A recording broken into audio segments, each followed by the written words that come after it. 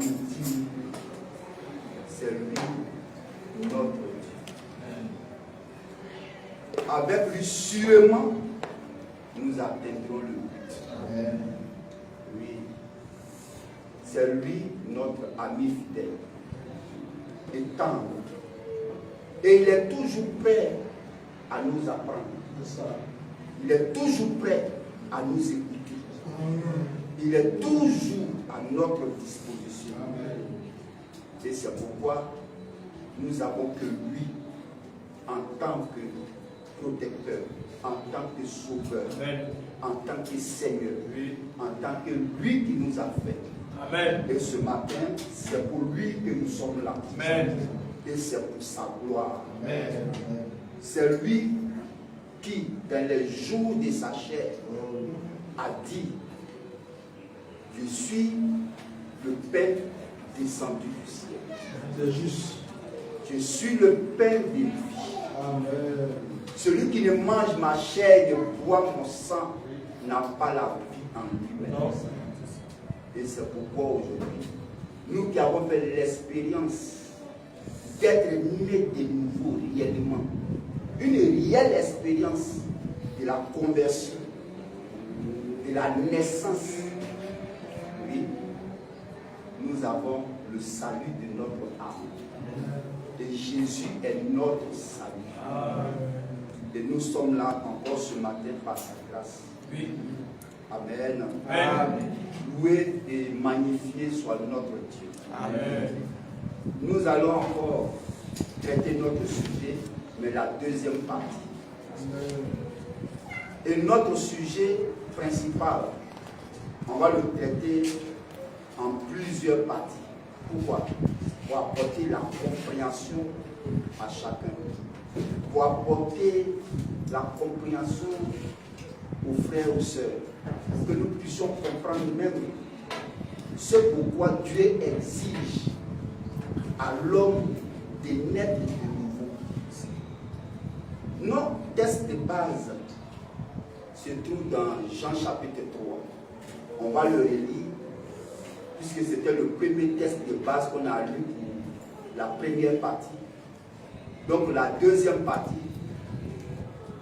vous devez naître de nouveau.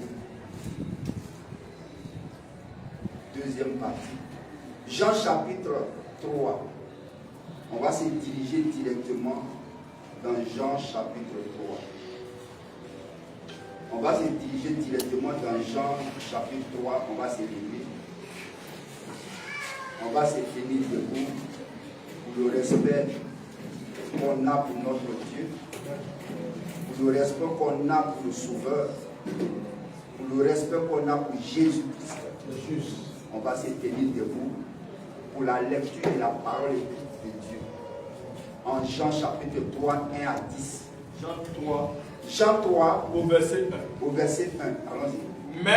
Mais il y a un homme d'entre les pharisiens nommé Nicodème, un chef des Juifs qui vint lui auprès de Jésus de nuit et lui dit Rabbi, nous savons que tu es un docteur venu de Dieu. Tu es un docteur venu de Dieu. Car personne ne peut faire ces miracles que tu fais si Dieu n'est avec lui. Jésus lui répondit, en vérité, je te le dis, si un homme ne naît de nouveau, il ne peut voir le royaume de Dieu. Nicodème lui dit, comment un homme peut-il naître quand il est vieux? Oui. Peut-il rentrer dans le sein de sa mère et naître? Jésus répondit, en vérité, je te le dis, si un homme ne naît d'eau et d'esprit, il ne peut entrer dans le royaume de Dieu. Ce qui est né de la chair est chair. Et ce qui est né de l'esprit est esprit. Ne te donne pas. Ne te donne pas. Que je t'ai dit. Que je t'ai dit. Il faut que vous naissiez de nouveau. C'est ça. Vas-y. Le vent. Le vent. Souffle où il veut. Oui. Et tu entends le bruit. Et tu entends le bruit. Mais tu ne sais d'où il vient. Mais tu ne sais d'où il vient. Ni où il va. Ni où il va. Il en est ainsi. Il en est ainsi. De tout homme. De tout homme. Qui est né de l'esprit. Qui est né de l'esprit. Nicodème lui dit. Nicodème lui dit. Comment cela se fait? Comment cela peut-il se faire? Comment cela peut se faire? Oui. Jésus lui répondit. Jésus lui répondit. Tu es le docteur d'Israël. Tu es le docteur d'Israël. Et tu ne sais pas ces choses. Amen. On reste toujours debout pour la prière à Dieu. Bien-aimé Seigneur, notre Père et notre Dieu, notre Seigneur, notre Sauveur, notre Créateur, au nom de Jésus-Christ. Ce matin, c'est vraiment par ta grâce, par ta pure grâce, que nous vivons encore sur terre. Amen. Et le fait même qu'on se tient ici ce matin est l'expression même de ton amour. Amen. Père, merci encore ce matin pour cette grâce, l'opportunité que tu accordes à chacun de nous. Amen. De se tenir en ce lieu pour le culte d'adoration en esprit et en vérité. Amen. Seigneur, nous allons entrer dans la parole écrite. Et nous voulons que ton onction descende, Seigneur. Et que ton onction nous enseigne réellement ce sujet important de la nouvelle naissance. Père, répands sur nous ton esprit de grâce. Fais-nous réellement grâce. Dispose notre cœur à la compréhension de ce sujet.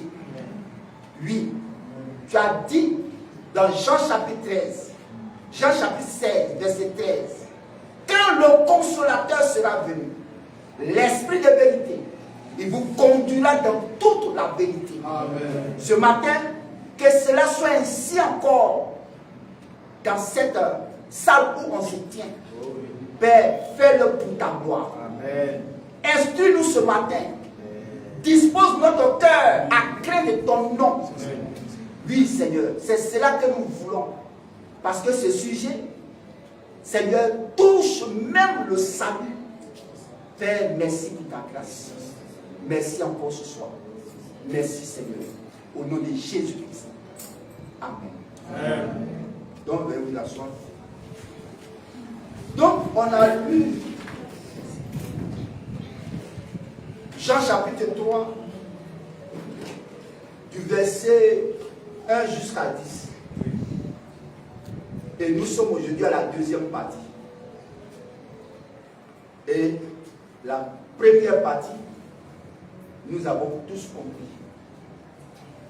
Dans la première partie, il consistait à faire ressortir dans la conversation entre Jésus et Nicodème les paroles, l'urgence même qui se trouvait dans la conversation. Et on a vu que Jésus a vraiment insisté dans la conversation avec Nicodème. Il a vraiment insisté que si un homme n'est pas de nouveau, il ne peut être dans le royaume. C'est vraiment une urgence. Il a dit ça 3 fois. Au verset 5, au verset 7, au verset 3 d'abord, au verset 5 et au verset 7. L'urgence, c'est de naître de nouveau. Et on a vu que dans la conversation, Nicodème représentait le monde. La connaissance que le monde devait avoir au sujet de cette nouvelle naissance. Nicodème a dit, comment un homme étant vieux peut naître encore? Ça, si chacun de nous, avant la révélation, se tenait devant Jésus, il allait avoir les mêmes pensées que Nicodème. Parce qu'à ce moment-là, qui pouvait savoir qu'on pouvait naître encore? Et le fait que Nicodème a posé cette question, il a posé la question pour nous tous. Et Jésus réplique pour dire, toi, tu es docteur d'Israël, un chef des Juifs, et puis ce que j'ai dit, tu ne comprends pas ça. Mais effectivement, il est docteur d'Israël. C'est la même chose aujourd'hui. Nous avons des gens qui ont le doctorat en théologie, qui ont passé par des séminaires, qui ont passé par des grands lieux pour aller apprendre la Bible. Et vous voyez que quand on revient au sujet de la nouvelle naissance, c'est comme le jour et la nuit, un grand fossé. Donc Nicodème n'a pas eu tort de dire comment un homme étant vieux peut naître encore. Il n'a pas tort, c'est vrai. Il était dans l'ignorance complète. Mais Dieu merci, nous qui vivons dans ce temps, l'éclairage nous a été apporté par le message de Dieu. Et nous, on loue Dieu pour ça. Amen. Amen. Mais ce qu'il faut comprendre d'abord, avant de rentrer encore dans le but du sujet, la deuxième partie, il faut que nous comprenions que la nouvelle naissance, lorsqu'on parle de nouvelle naissance, on parle du salut de l'homme. Quand on parle de nouvelle naissance, on parle du salut. C'est pourquoi qui n'est pas né de nouveau, il n'est pas sauvé. Ça, à la base, au commencement, nous devons le savoir. Jésus dit, si un homme est né de nouveau, il ne peut voir le royaume de Dieu. Mais comme dans la suite de l'enseignement, on va comprendre qu'est-ce que veut dire voir. Donc, en réalité, si un homme n'est pas de nouveau, il n'est pas sauvé. Si un homme n'est pas de nouveau, il n'est pas en Christ. Donc, c'est tellement urgent pour tout homme qui vit sur la terre de chercher à comprendre. De chercher à comprendre. De chercher à vivre cette expérience. Parce que c'est son salut. Et Dieu merci. Au fur et à mesure qu'on va traiter le sujet, Dieu va nous donner la compréhension. L'apôtre Paul, un jour, dans ses épîtres, on va lire Romains chapitre 10. On va lire Romains chapitre 10. Romains chapitre 10. On va lire Romains chapitre 10, au verset 1. Romains 10, 1. Au verset 1. Oui. Frère, le vœu de mon cœur, et ma prière à Dieu pour eux, c'est qu'ils soient sauvés. Amen. Vous voyez cette écriture-là? Dans notre temps, dans la période que nous vivons, elle est encore valable. C'était le vœu de Paul. C'était son souhait. Et Paul parlait de ses frères israélites, les Juifs. C'est d'eux qui parlaient. Et il avait le désir, le vœu dans sa prière que ses frères, selon la chair, soient réellement sauvés. C'est la même chose pour chaque serviteur de Dieu. Celui qui porte la parole de Dieu, celui qui enseigne la parole de Dieu, il a le même vœu que Paul. C'est pourquoi nous partons dans les évangélisations pour apporter le message aux gens. Et nous avons nos familles, nous avons nos amis avec qui on partage la journée. On a nos amis. Mais le vœu de notre cœur, comme Paul, c'est qu'eux aussi soient sauvés. Le vœu de notre cœur, c'est que ma mère soit sauvée, Amen. Que ta mère soit sauvée, Amen. Que ton frère soit sauvé, que ton ami soit sauvé, Amen. Que tes connaissances avec qui tu partages des moments soient sauvées. Donc, le vœu de Paul est normal. Pour tout un serviteur de Dieu, c'est normal. C'est comme tu me demandais aujourd'hui. Mais Seigneur, le vœu de mon cœur et ma prière à Dieu, c'est que toute ma famille soit sauvée. Toute ma famille soit sauvée. Qui ne veut pas aujourd'hui que toute sa famille soit sauvée? Tous soient sauvés. Et donc le vœu de Paul, doit être le vœu de tout et chacun de nous. Même vous qui êtes assis, qui écoutez, le vœu de votre cœur, c'est que ton père, ta mère, ta soeur, ton frère, ton cousin, ton ami, tes connaissances puissent être sauvés et partagent la même vie divine que toi. Ça, c'est le vœu, c'est naturel. Donc, Paul dit, le vœu de mon cœur, c'est qu'il soit sauvé. C'est la même chose. Et Dieu sait ce qu'il veut. C'est pourquoi dans 1 Timothée 2, retournant en 1 Timothée 2, on va encore comprendre quelque chose. Dans 1 Timothée 2, à partir du verset 3 à 4. Retournons là-bas. 1 Timothée 2, 3 à 4. 1 Timothée 2, 3 à 4. Cela est bon. Cela est bon et agréable devant Dieu. Cela est agréable, bon devant Dieu, notre Sauveur. Notre Sauveur. Qui veut que tous les hommes. Qui veut que tous les hommes soient sauvés.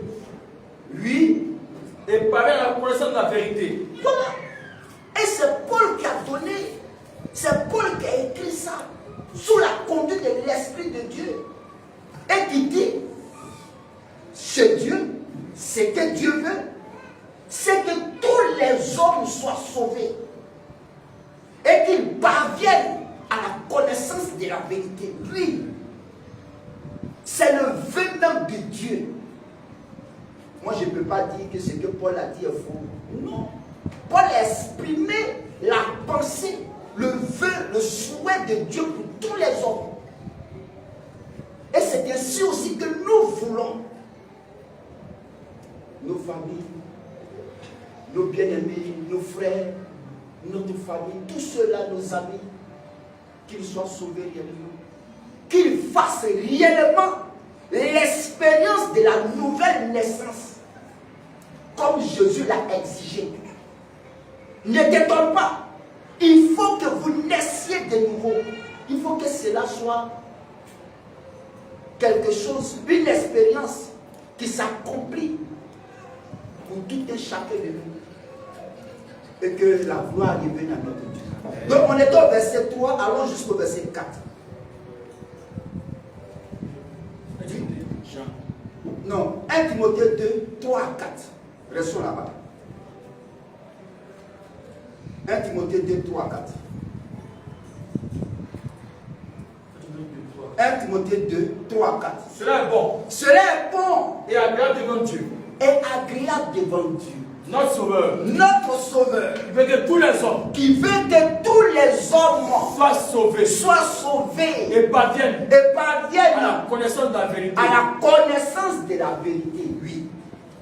On continue. Au verset 5. Au verset 5. Car il y a un seul Dieu. Il y a un seul Dieu. Et aussi un seul médiateur. Un seul médiateur. Entre Dieu et les hommes. Oui. Jésus-Christ homme.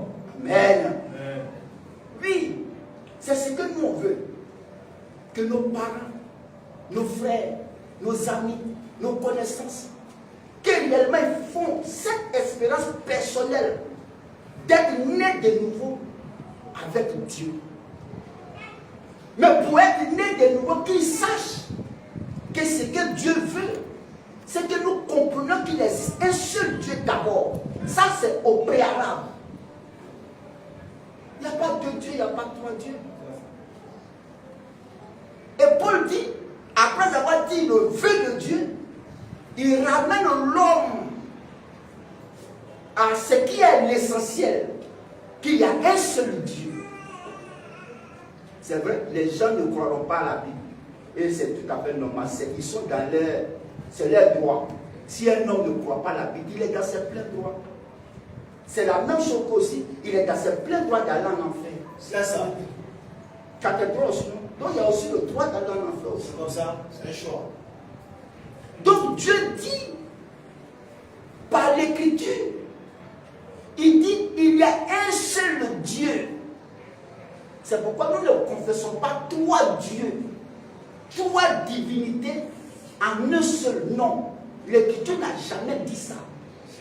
On doit ramener tout le monde le monde entier à accepter un seul Dieu et à le connaître. Parce que le salut, ça concerne l'âme de l'homme. Le salut concerne l'âme de l'homme. Et le seul Dieu, c'est Jésus-Christ. Amen. Toujours. Il y a un seul Dieu et un seul médiateur. La Bible est une forêt dense. La Bible, ce n'est pas un journal. Ce n'est pas un roman, on lit et puis tout le monde dit, bon, j'ai compris. Non, la Bible, c'est la parole de Dieu. Et la parole de Dieu, elle a besoin de révélations. Le seul Dieu, c'est Jésus-Christ. Il a le pouvoir de transformer ta vie. Il a le pouvoir de te donner sa vie. Le seul Dieu, c'est lui. Même si tu veux, il faut croire tes ancêtres. C'est ton droit. Et on ne peut pas t'arracher ce droit. Si tu crois que tes ancêtres peuvent te donner le salut, c'est ton droit. Mais nous te disons que l'ancêtre ne peut rien créer. Il n'a même pas créé un iota de technique. Il ne peut même pas même. Et puis ça ne peut même pas traverser sa pensée. Donc nous confessons un seul Dieu, l'unique Dieu, le seul et unique vrai Dieu, qui est Jésus-Christ. Il est par nature esprit. La nature de Jésus-Christ, il est de naissance, de essence, nature, il est esprit. Et Jean a si bien dit, Dieu est esprit. Donc, lui qui de l'esprit est venu dans la chair et il s'est exprimé comme un homme. Il n'y a pas trois dieux. Dieu le Père, un, Dieu le Fils, deux, et Dieu le Saint-Esprit, trois. Non. Le même Dieu s'est révélant. Le même Dieu s'est dévoilant. Mais Paul a si bien dit, il y a un seul Dieu.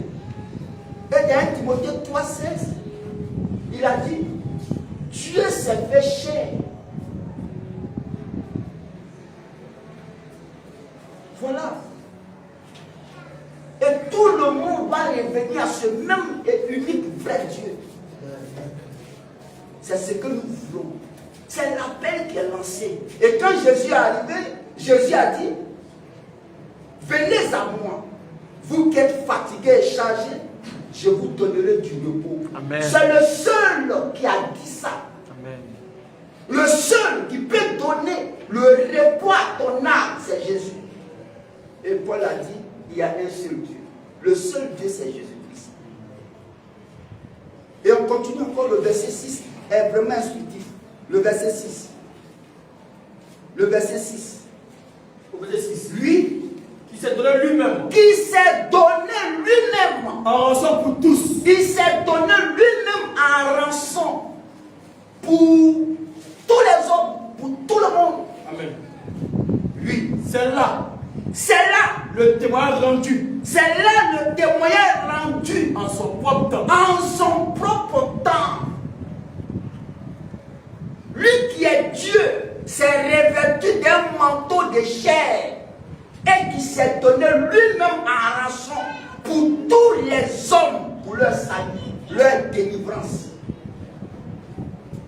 Et c'est lui qui peut sauver ton âme. C'est lui qui peut transformer ta vie. C'est lui qui peut te ressusciter.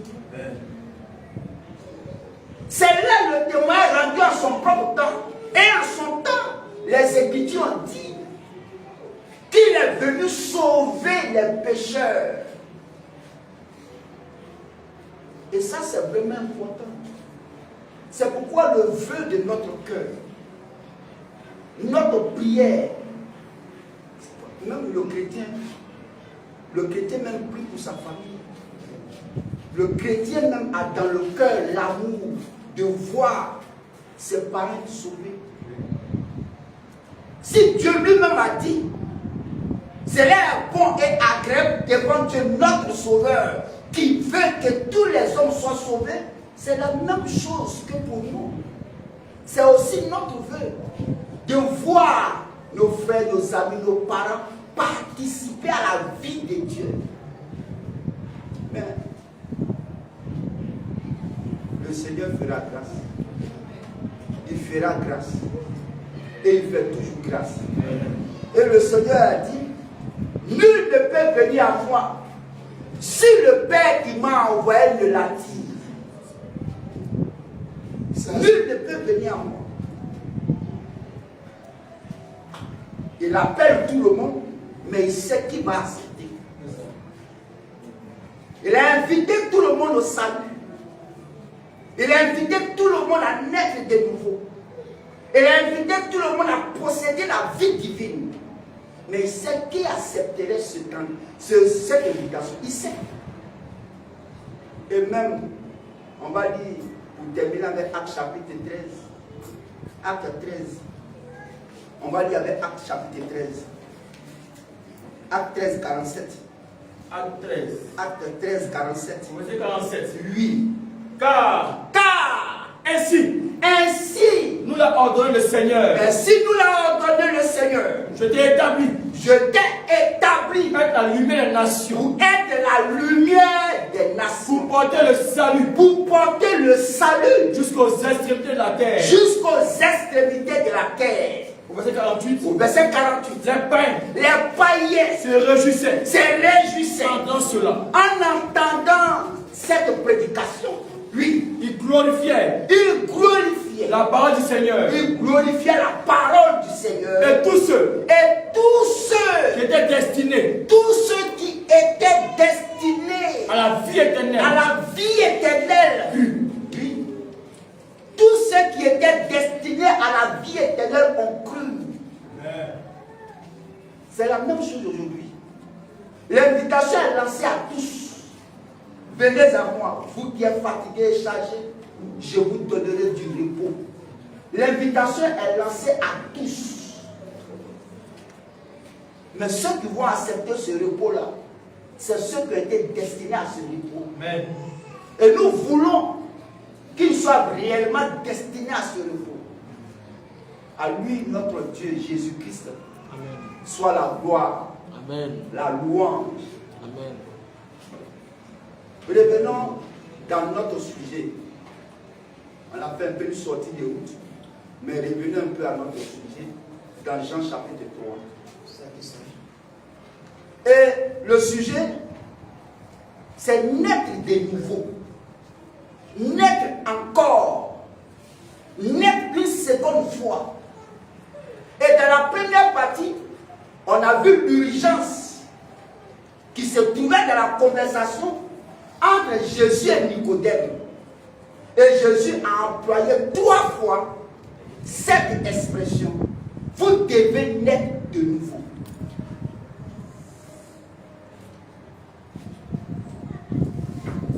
On a vu dans la première partie que cette naissance-là,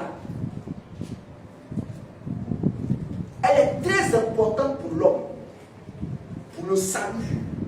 Un homme né de nouveau est un homme sauvé. Amen. Un homme né de nouveau est un homme qui appartient à Dieu. Amen. Un homme né de nouveau, c'est un homme qui possède la vie de Dieu. Amen. Donc, la nouvelle naissance exigée par Jésus est l'une des naissances les plus importantes que tout. Parce que c'est le commencement avec Dieu.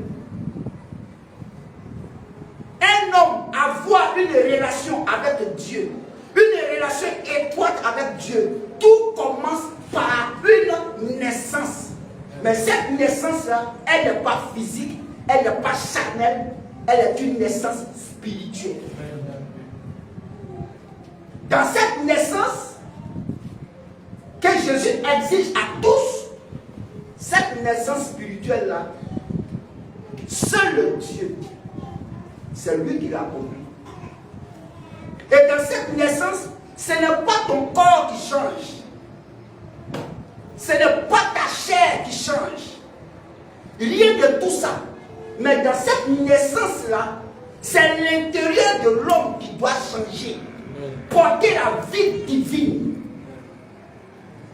C'est pourquoi, en portant la vie divine, la vie de Dieu, par la naissance, elle te donne droit de vivre éternellement. L'importance de cette naissance-là, elle est plus que tout. Elle te donne droit de vivre avec Dieu. Et on a vu dans la première partie, mais pourquoi il a exigé même la nouvelle naissance? Pourquoi Jésus a-t-il insisté sur la nouvelle naissance? Parce que cette naissance-là, elle donne droit à l'homme de vivre dans le royaume de Dieu. Elle donne droit à l'homme d'avoir une communion permanente avec Dieu. Elle te donne droit de posséder en toi, en ton être intérieur, la vie même de Dieu. C'est l'une des naissances qu'on ne peut pas comparer, soit de l'argent ou de l'or ou des diamants. Non. C'est la meilleure naissance. Amen. C'est la meilleure naissance. Tu veux vivre avec Jésus. Jésus devant Nicodème dit, tu veux vivre avec moi. Parce qu'il dit, je ne suis pas d'en bas, je suis d'en haut. Si tu veux vivre en haut avec Jésus, il faut avoir cette naissance.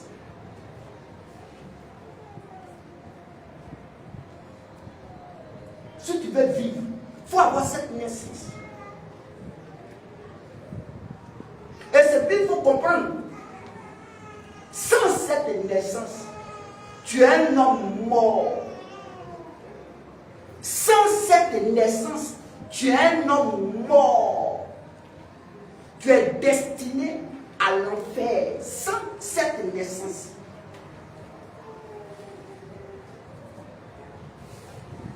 Comprenez pourquoi Jésus a vraiment insisté sur le fait qu'on naisse de nouveau. Dans la Bible, Jésus a dit, dans Romains chapitre 8, à partir du verset 9, on va lire. Romains chapitre 8, 9. Romains 8, verset 9. Oui, vas-y. Pour vous, vous ne vivez pas selon la chair. Vous ne vivez pas selon la chair. Mais selon l'esprit. Mais selon l'esprit. Si du moins. L'esprit de Dieu habite en vous. Si du moins l'esprit de Dieu habite. Oui. En vous. En vous. Si quelqu'un. N'a pas l'esprit de Christ. Il ne lui appartient point. Est-ce que vous avez compris ça? Si quelqu'un n'a pas l'esprit de Christ, il ne lui appartient pas. Le fait de lui appartenir et le fait de ne pas lui appartenir. Regardez les deux.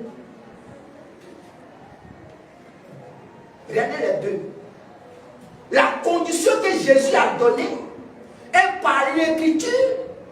Il dit, mais si quelqu'un n'a pas l'esprit de Christ, il ne lui appartient pas. Or, par la nouvelle naissance, nous appartenons à Dieu. Un homme né de nouveau, il appartient à Dieu. Un homme qui passe par cette expérience, qui vit cette expérience, c'est quelqu'un qui appartient à Dieu. Alors, Jésus nous montre que pour lui appartenir, pour avoir sa vie, pour avoir son esprit et vivre éternellement, il faut passer par cette naissance-là. Ce n'est ni une naissance charnelle, mais une naissance spirituelle. Et c'est cette naissance-là qui fait de nous des fils et des filles de Dieu.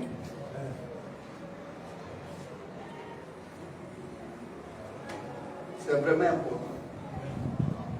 Très important. Tu dois naître de nouveau. Nous devons naître de nouveau. Ils doivent naître de nouveau. Vous devez naître de nouveau. C'est très important. C'est l'un des sujets qui est tellement important dans le christianisme. C'est le premier même. La nouvelle naissance, c'est le premier. C'est le premier. Sans cette naissance, tu n'as pas de vie en toi. Cette vie dont on parle, on ne parle pas de la vie charnelle, mais on parle de la vie divine. C'est pourquoi un homme qui n'a pas passé par la nouvelle naissance n'a pas de vie en lui. Oh, Jésus veut que tu aies la vie en toi. Amen. Mais comment l'obtenir? Comment l'avoir? C'est par la nouvelle naissance. Amen. Voyez comment la nouvelle naissance est très importante. Amen. La nouvelle naissance, en tant que naissance spirituelle, elle n'a rien à voir avec les capacités humaines. Un homme ne peut pas naître de nouveau de lui-même. Impossible. Pour naître de nouveau, c'est Dieu qui opère cette naissance en ton être intérieur. C'est une expérience. Elle est personnelle. Une expérience qui est personnelle où tous doivent passer pour appartenir à Dieu, pour vivre dans son royaume. C'est une naissance. C'est pourquoi dans cette naissance, on ne se ment pas. Non, non. Parce que c'est entre la mort et la vie. Amen. On ne se ment pas, on ne se blague pas. Ce n'est pas une naissance que tu opères toi-même. Si c'était toi-même qui opérais cette naissance, alors tu as le droit de faire ce que tu veux de ton cœur. Mais c'est quelque chose qui est opéré par Dieu lui-même. Les yeux naturels ne voient pas cette naissance. C'est spirituel. Amen. Par la nouvelle naissance, nous devenons des fils et des filles de Dieu.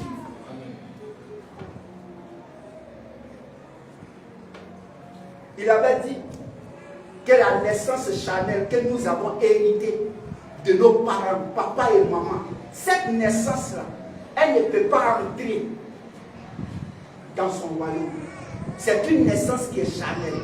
Or, la condition pour que tu entres maintenant, il veut que tu abandonnes cette naissance que tu as eue pour prendre cette nouvelle. Parce que c'est elle qui te donne droit à entrer dans son royaume.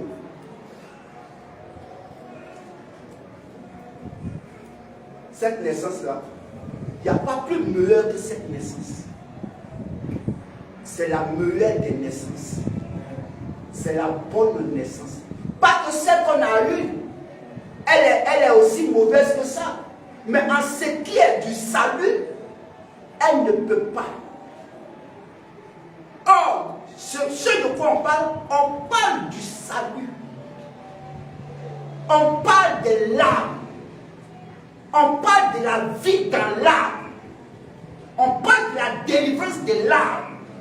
On sort du côté naturel, physique, charnel, pour entrer dans le côté spirituel. C'est très important. Et tout homme, quand Jésus est arrivé, il a donné la condition. Il dit tout le monde doit passer par cette naissance. En rapport avec la nouvelle naissance, les apôtres ont utilisé des expressions, mais qui sont la nouvelle naissance. Dans la Bible, les apôtres, ils ont utilisé des expressions, des mots, mais qui parlent de la nouvelle naissance. Le fait d'être engendré. Engendré, c'est naître. Et Jacques a dit cela. Jacques 1, verset 18. Lisons Jacques 1, 18. Jacques 1, 18. Jacques 1, 18. Au verset 18. Oui. Il nous a engendrés. Qui nous a engendrés? Dieu, le Seigneur. Il nous a engendrés. Selon sa volonté. Selon sa volonté. Par la parole de vérité. Par la parole de vérité. Afin que nous soyons. Afin que nous soyons. En quelque sorte. En quelque sorte. Les prémices de sa création. Les prémices de sa créature. De ses créatures. Ah oui. Il nous a engendré qui? Dieu, le Seigneur, nous a engendrés. Mais quand Jésus était là, Jésus a dit, si un homme ne naît d'eau et d'esprit, il ne peut entrer dans le royaume. Mais quand Jacques a écrit, Jacques dit, il nous a engendrés par la parole de vérité. En réalité, l'apôtre Jacques nous parle ici de la nouvelle naissance qui est opérée par la parole.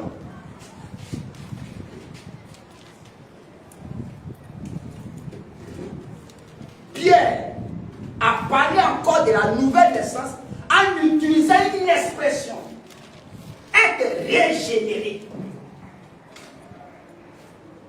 1 Pierre 1:3. 1 Pierre 1:3. 1 Pierre 1. Oui. 1 Pierre 1:3. Verset 3. Oui. Béni soit Dieu. Béni soit Dieu. Le Père. Le Père. De notre Seigneur Jésus-Christ. Le Père de notre Seigneur Jésus-Christ. Qui selon sa grande miséricorde. Qui selon sa grande miséricorde. Nous a régénérés. Nous a régénérés. Pour une expérience vivante. Pour une expérience vivante. Jacques a dit, en rapport avec la nouvelle naissance, ou la nouvelle naissance, Jacques dit, il nous a engendrés. Pierre dit, par sa miséricorde, il nous a régénérés. Nous sommes nés de nouveau. Et au verset 23, au verset 22 et 23, de 1 Pierre 1, ça va là-bas. Au verset 22. Oui. Ayant purifié vos âmes. Ayant purifié vos âmes. En obéissant à la vérité. Ayant purifié vos âmes. En obéissant à la vérité.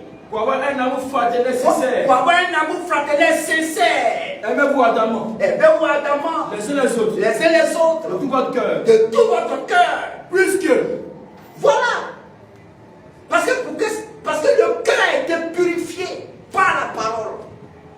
Puisque vous avez été régénérés. Puisque vous avez été régénérés. Non. Non. Pas une semence corruptible. Non, pas une semence corruptible. Mais pas une semence incorruptible. Parce que vous avez été régénérés par une semence incorruptible. Mais quand Jésus s'est tenu dans la conversation avec Nicodème, Jésus a dit, si un homme n'est né d'eau et l'esprit, il ne peut entrer dans le royaume. Amen. Mais en rapport avec ce que Jésus a dit, les apôtres ont utilisé des expressions, mais qui parlent de la nouvelle naissance. Le fait d'être régénéré, le fait d'être engendré. Et quand tout ce tour-là s'est accompli, Paul dit, si quelqu'un a été engendré, ou si quelqu'un a été régénéré, il est une nouvelle créature en Jésus-Christ. Amen. 2 Corinthiens 5:17. 2 Corinthiens 5:17. 2 Corinthiens 5:17. 27. Oui. Si quelqu'un est en Christ, si quelqu'un est en Christ là, il est une nouvelle créature. Voilà, il est une nouvelle créature. Les choses anciennes sont passées. Les choses anciennes sont passées. Voici toutes choses sont devenues nouvelles. Oui. Il a passé par cette naissance-là pour être en Christ. Donc pour être en Christ, il faut passer par l'expérience de la nouvelle naissance où s'accomplit la régénération, l'engendrement. Oui.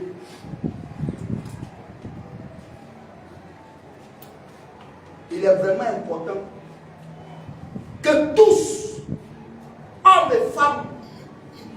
font l'expérience de cette naissance-là.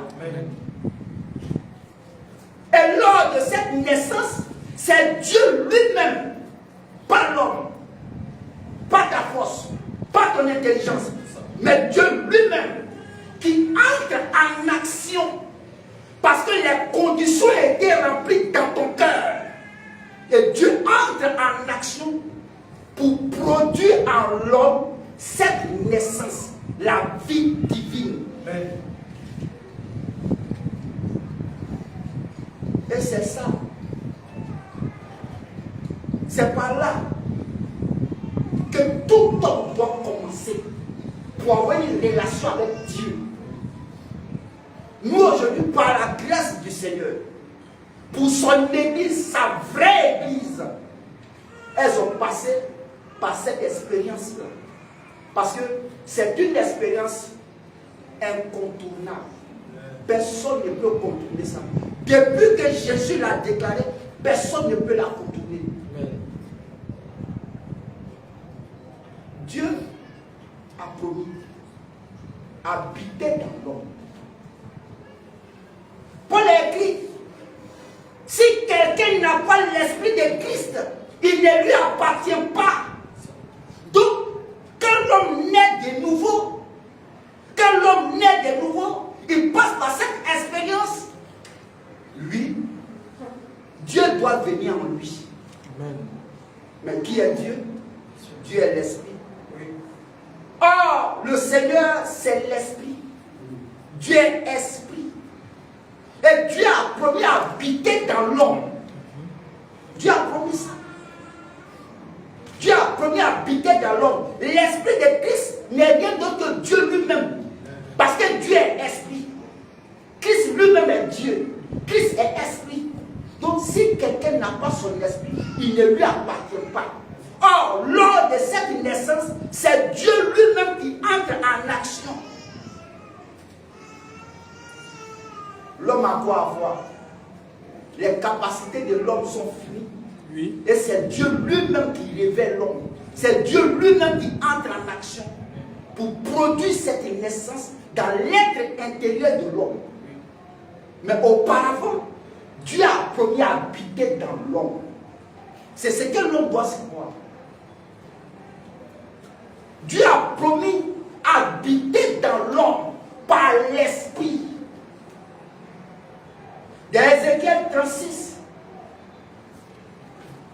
alors dans Ézéchiel 36, 25, 26, 27, voyons ce que Ézéchiel dit. C'est quelque chose que Dieu a promis faire. Au verset 26. Oui, vas-y. Je vous donnerai un cœur nouveau. Un cœur nouveau. Et je mettrai en vous. Et je mettrai en vous un esprit nouveau. Un esprit nouveau. J'ôterai de votre corps le cœur de pierre. Et je vous donnerai un cœur de chair. Je mettrai mon esprit en vous. C'est une prophétie.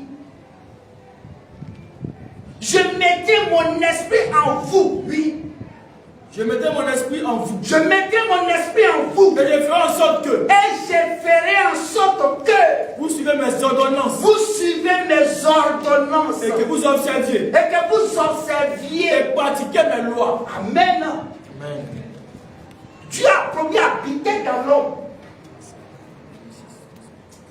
Mais ce processus-là, le cœur nouveau, un esprit nouveau, et habiter dans le cœur de l'homme, c'est ce que Dieu avait promis. Et dans la nouvelle alliance, tout ça, ça s'accomplit par la nouvelle naissance.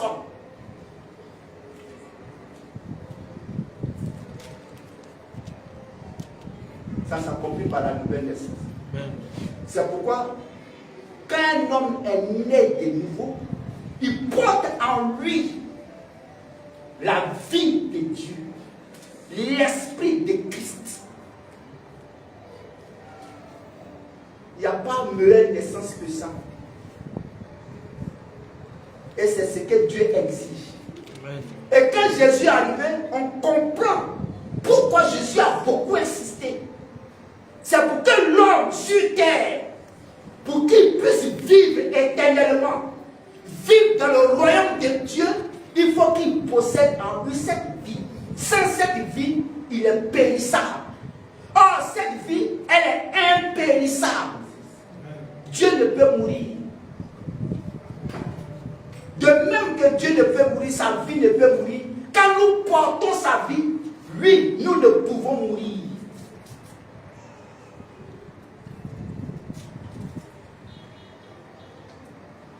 Il a dit ça. Quand Jésus est arrivé, et c'est ce qu'il a dit. Celui qui porte en lui ma vie ne mourra jamais. Il n'a pas dit le corps, il dit ma vie. L'être intérieur de l'homme, il ne mourra pas. Jean 11, 25 à 26. Jean 11, 25 à 26. Jean 11, 25 à 26.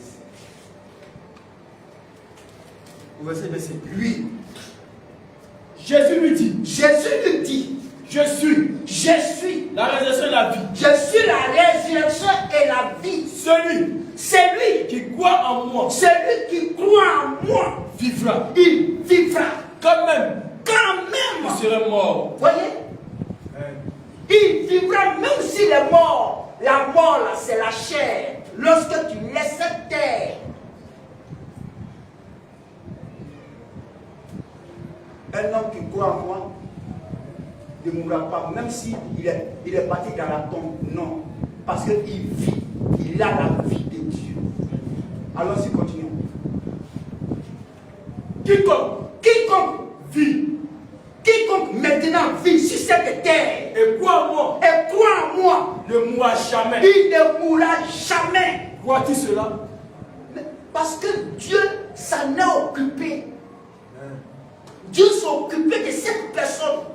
Dieu est entré en lui. C'est ça. La vie de Dieu d'un homme ne peut mourir. C'est la vie éternelle. Amen. Tu ne veux plus mourir. Les gens diront, oh, ils disent que les gens ne peuvent pas mourir. Mais pourtant on enterre des gens. Oui, mais on enterre des gens, mais nous ne mourrons pas. Parce qu'il nous a donné la garantie que nous ne mourrons jamais. Parce qu'on possède sa vie. Amen, amen. Et pour posséder sa vie, Jésus dit, il faut que vous naissiez de nouveau.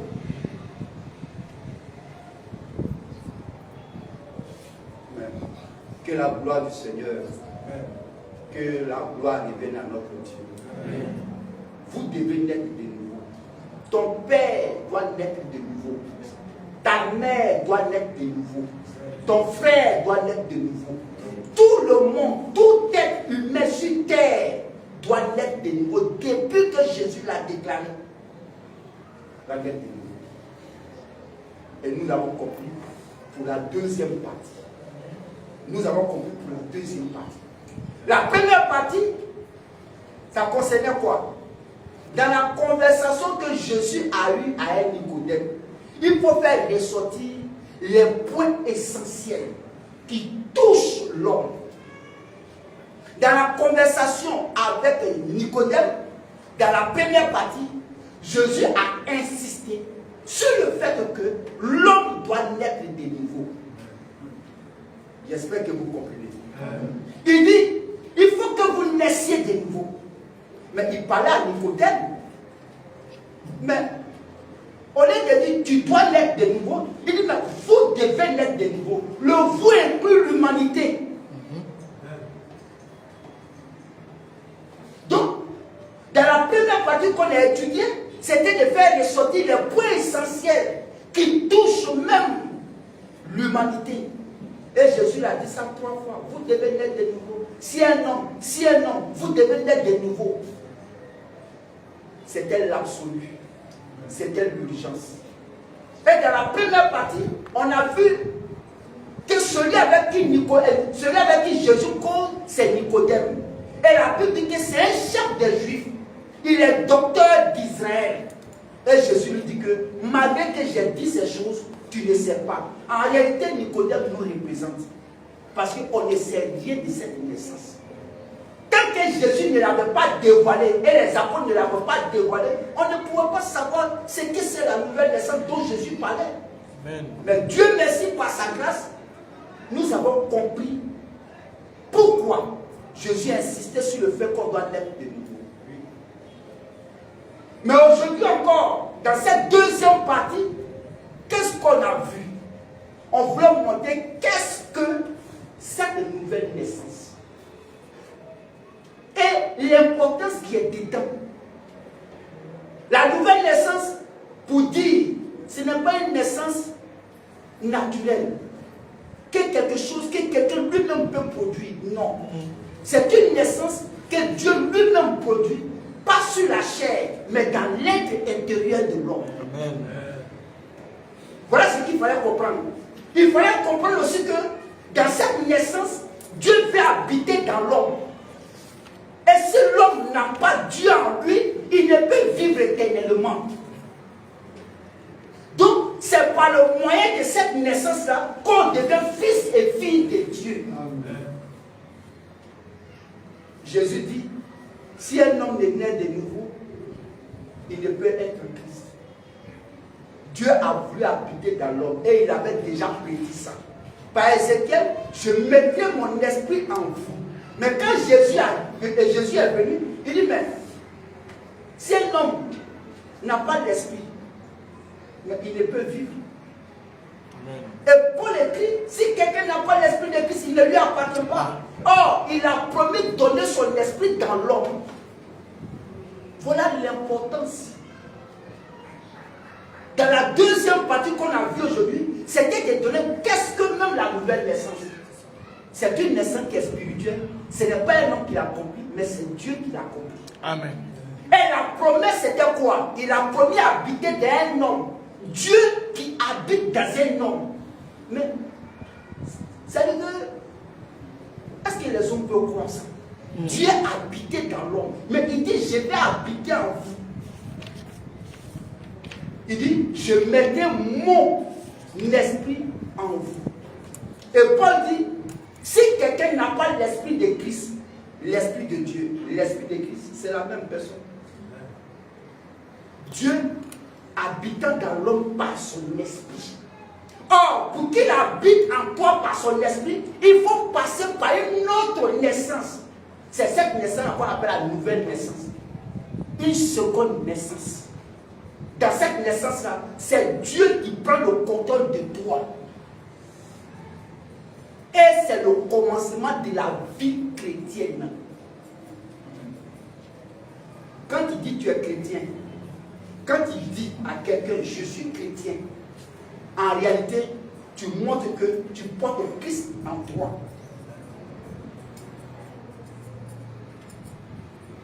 Et c'est par cette naissance-là aujourd'hui que nous sommes enfants de Dieu. Amen. Jean 1, 12 à 13. Jean 1, 12 à 13. Jean 1, 12 à 13. Jean 1, 12 à 13. Jean 1, 12 à 13. Verset 12. Oui. Mais à tous ceux qui l'ont reçu, le Christ, et à ceux qui croient en son nom, elle a donné le pouvoir, de devenir enfant de Dieu. Elle a donné le pouvoir de devenir enfant de Dieu. Vas-y. Lesquels sont nés, non du sang. Voilà. Il spécifie ceux qui sont nés de Dieu là. Ils ne sont pas nés du sang. Jamais. Oui. Ni de la volonté de la chair. Ni de la volonté de la volonté de la chair, on la connaît. Mais dans cette naissance-là, ce n'est ni la volonté de la chair, ni le sang. Mais c'est la naissance venant de Dieu. Vas-y. Ni la volonté, ni cette. Non du sang. Non du sang. Ni de la volonté de la chair. Reprends.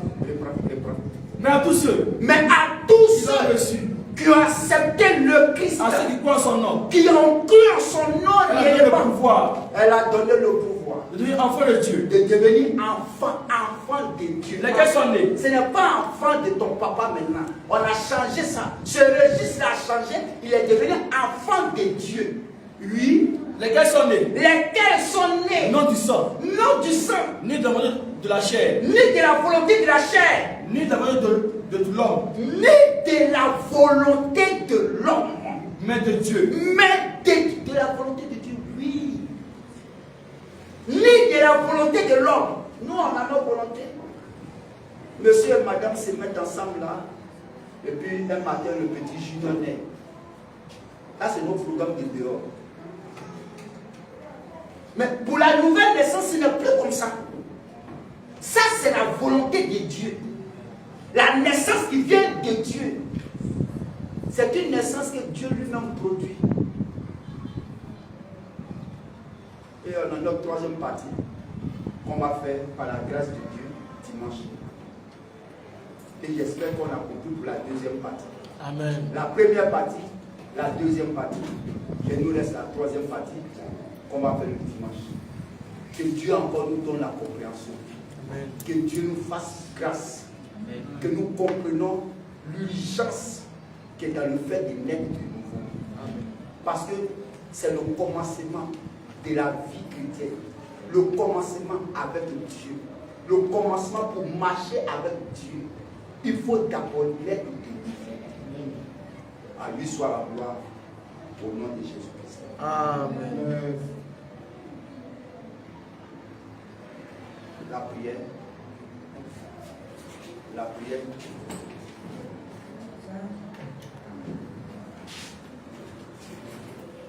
Seigneur, notre Dieu et notre Père, nous te rendons tout l'honneur, nous te rendons toute la gloire au nom de Jésus-Christ. Merci encore ce matin. Merci pour la grâce que tu nous accordes d'être présent ici et pour l'écoute de ta parole, Seigneur. Et nous avons compris encore une deuxième fois, Seigneur, l'importance même de naître de Dieu. Père, merci pour ta grâce, merci pour ton amour. Au nom de Jésus-Christ que nous te remercions. Amen. Amen.